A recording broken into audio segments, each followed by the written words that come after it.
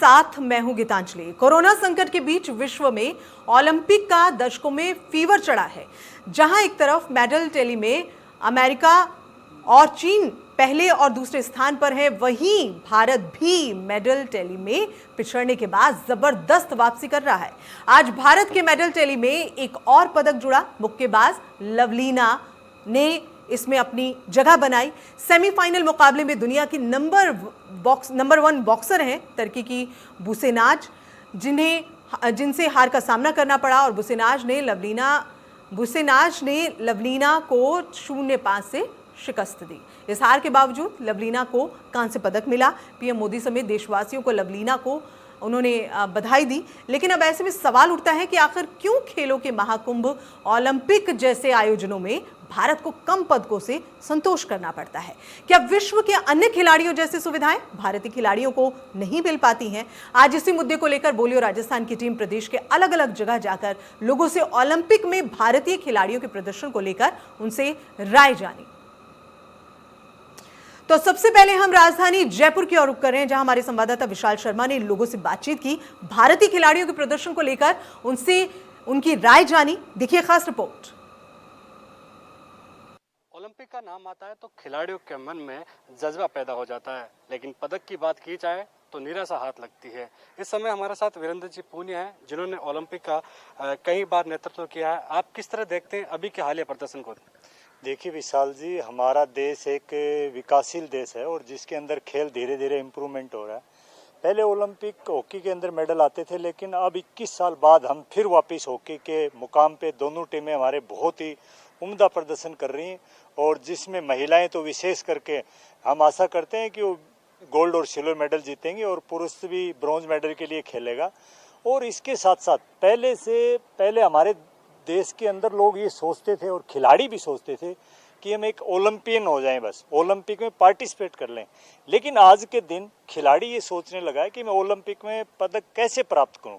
और आप देखते होंगे, अभी कमलप्रीत ने डिस्कस थ्रो के अंदर फाइनल में पहुंची है। आज नीरज चोपड़ा ने एथलेटिक्स में जेवलिन के अंदर फाइनल में पहुंचे हैं। एथलेटिक्स एक ऐसा गेम है जो दुनिया का हर आदमी, मतलब हर कंट्री खेलता है, और उसके अंदर हमारे एथलीट फाइनल में पहुंच रहे हैं, ये बहुत ही बड़ी बात है।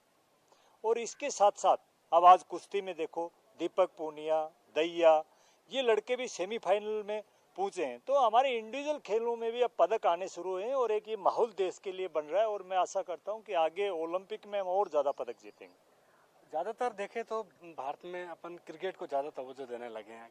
इसके चलते जो बाकी खेल है वो पिछड़ जाते हैं। हॉकी में जैसे कि अभी बात चल रही है कि ओडिशा सरकार ने उनको प्रमोट किया था, तो वो चीज़ें कहीं ना कहीं लोगों के जहन में रहती हैं। उस चीज़ को देखते हैं क्योंकि खिलाड़ियों पर भी इन चीज़ों को लेकर दबाव रहता है।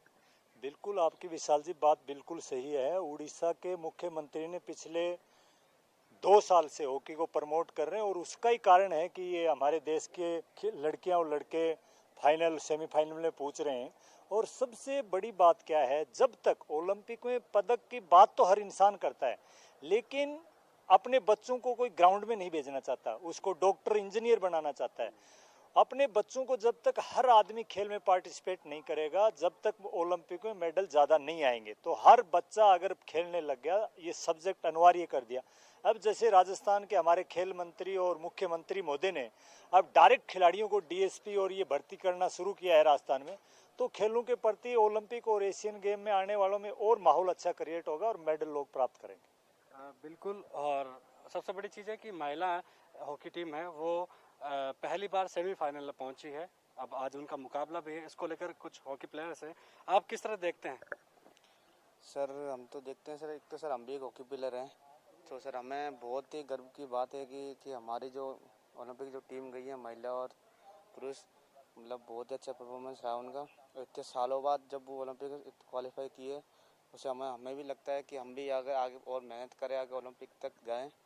और अब जो महिला है जो भी है, या गोल्ड मेडल के लिए करे कोशिश पूरी, उनके लिए भी ऑल द बेस्ट है। और सर ये हमारे जो पुरुष आए हैं, जो उनके लिए ब्रॉन्ज मेडल जो आए, इसके लिए हम उनको हार्दिक शुभकामना देंगे। बाकी खेलों के मुकाबले आप हॉकी को अपने राजस्थान के स्तर पर किस तरह देखते हैं? सर सबसे ज़्यादा तो हम हॉकी वाले तो हॉकी ज़्यादा देखते हैं।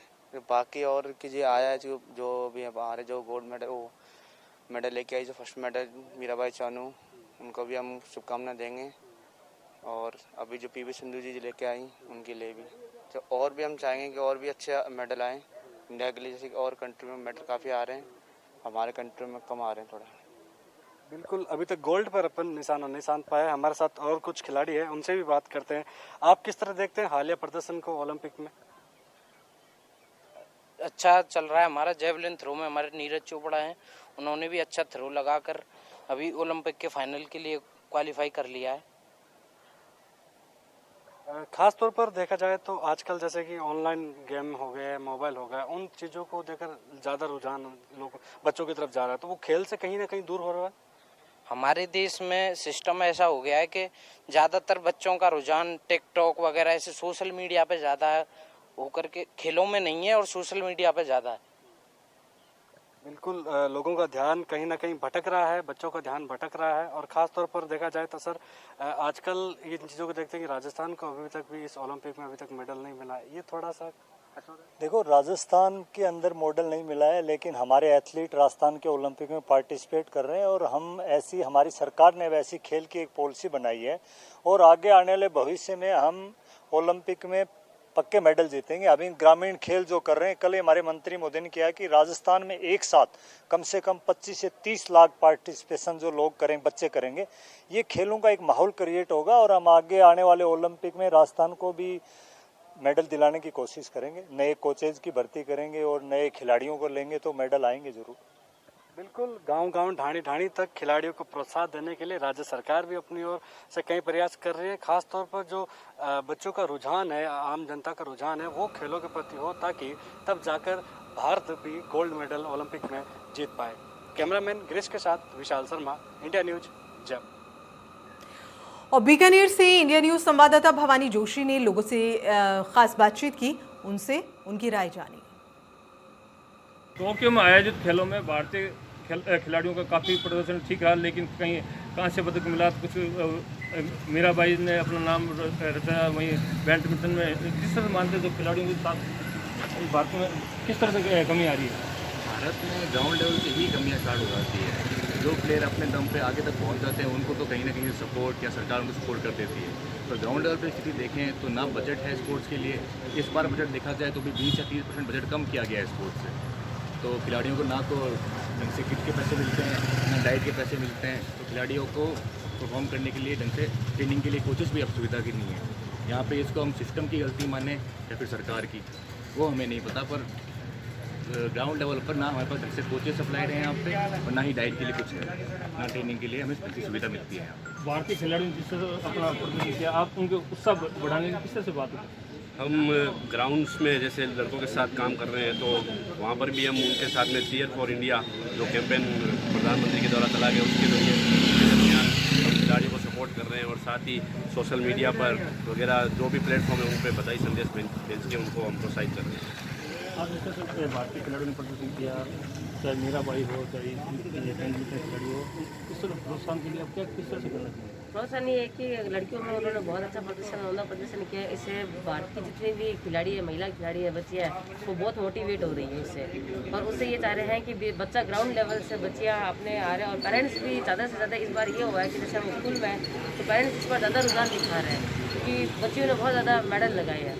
मेडल लगाने की वजह से हमारे पास बच्चे भी बहुत ज़्यादा आ रहे हैं। इस वजह से हम उनको बहुत बहुत बधाई संदेश देते हैं कि वो आगे भी हमारे इसी तरह से अच्छा प्रदर्शन करते रहे और गोल्ड मेडल हमारे ओलंपिक में लाते रहें।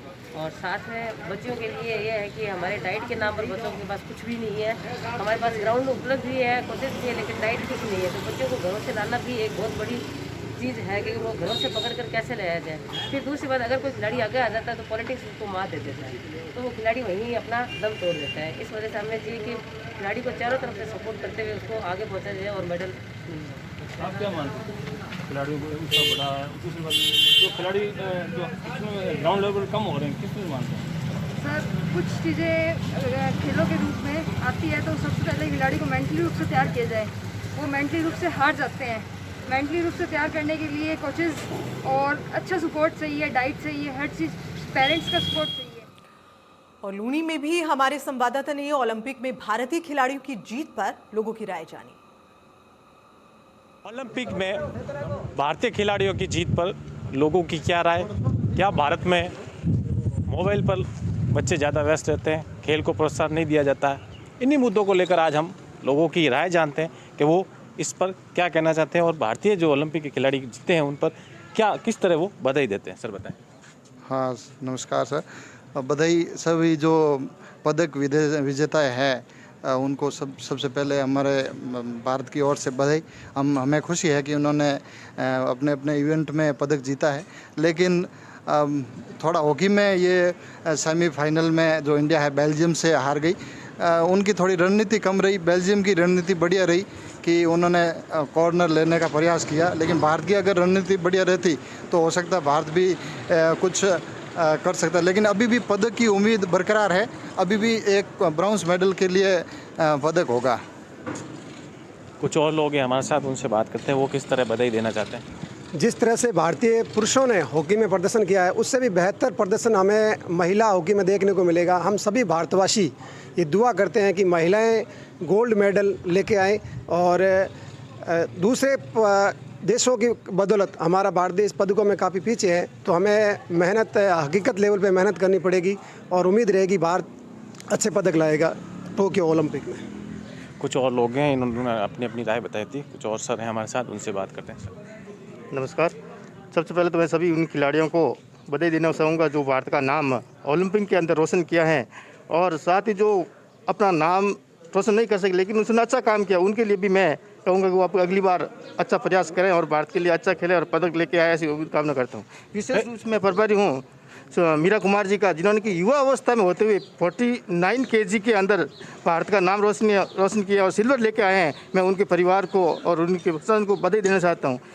लड़कों की अपेक्षा महिलाओं ने जो अच्छा प्रदर्शन किया ओलंपिक के अंदर, भारत की एक परिपाटी रही है, सामाजिक परिपाटी रही है। महिलाओं की तरफ हम कम ध्यान देते हैं, एक सामाजिक बाधा कह दो या सामाजिक रीति रिवाज कह दो, हम कहेंगे ग्रामीण प्रतिभाएं हैं वो इस खेलने कम आगे आ रही हैं, तो उनके लिए भी हम सरकार से भी और प्रशासन से भी ऐसी गुजारिश करेंगे कि ऐसी योजना जो है, ऐसा इंफ्रास्ट्रक्चर है वो महिलाओं के लिए ज़्यादा से ज़्यादा करें, उनके लिए ट्रेनर की व्यवस्था करें, उनके लिए ट्रैक की व्यवस्था करें, उनके लिए खेल सामग्री की व्यवस्था करें, उनके लिए प्रोत्साहन के रूप में सरकारी योजना को अधिक से अधिक लाभ दिया जाए, ऐसे हम उम्मीद करते हैं सरकार से और प्रशासन से।